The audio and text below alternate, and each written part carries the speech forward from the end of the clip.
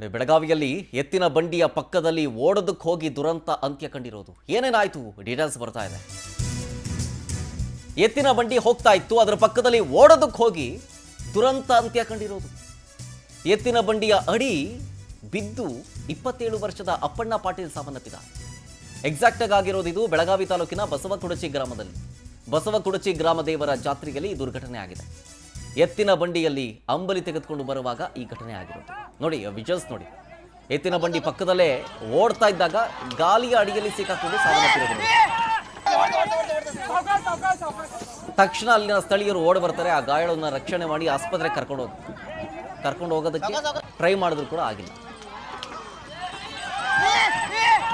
ಹಂಗೋ ಹಿಂಗೋ ಮಾಡಿ ಲಾಸ್ಟ್ಗೆ ಆಸ್ಪತ್ರೆಗೆ ಕರ್ಕೊಂಡು ಹೋಗ್ತಾರೆ. ಈಗ ಏನಾಯ್ತು ಅಂದ್ರೆ ಬಿದ್ದು ಏನಾರು ಏಟ್ ಆಯ್ತು ಅಂತಂದ್ರೆ ಅವರೇ ಡಾಕ್ಟರ್ಗಳಾಗ್ಬಿಡ್ತಾರೆ. ನೀರು ಕುಡಿಸಿ, ಗಾಳಿ ಆಡಿಸಿ, ಅದೇನೋ ಮಾಡೋಣ ಇದೇನೋ ಮಾಡೋಣ ಅಂತೇಳಿ. ಏನೇ ಒಂದು ಅವಘಡ ಈ ಥರ ಸಂಭವಿಸಿದ್ರು ಫಸ್ಟು ಆಸ್ಪತ್ರೆಗೆ ಕರ್ಕೊಂಡೋಗಿ ಏನೇ ಇದ್ರು ಅವರೇ ಮಾಡ್ತಾರೆ, ಡಾಕ್ಟರ್ಸೇ ಮಾಡ್ತಾರೆ ಪ್ರಾಥಮಿಕ ಚಿಕಿತ್ಸೆ. ಇವರೇ ಪ್ರಾಥಮಿಕ ಚಿಕಿತ್ಸೆ ಮಾಡೋಣ ಏನಿಲ್ಲ ಅಂತ ಅನ್ಕೊಂಡು ಹಿಂಗೆ ನಿರ್ಲಕ್ಷ್ಯ ವಹಿಸಿ ಆಮೇಲೆ ಖಾಸಗಿ ಆಸ್ಪತ್ರೆಗೆ ದಾಖಲು ಮಾಡಿದ್ರು ಕೂಡ ಬದುಕುಳಿಯಲಿಲ್ಲ.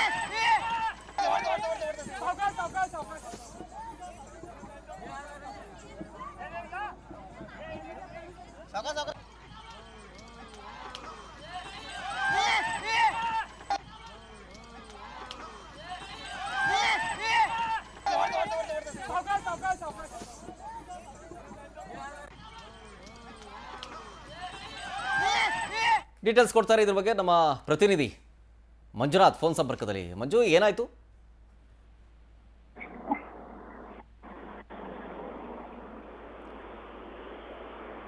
ಮಂಜು, ಈ ಘಟನೆ ವಿಚಾರಕ್ಕೆ ಸಂಬಂಧಪಟ್ಟಂತೆ ಏನೇನಾಯ್ತು ಅಂತ?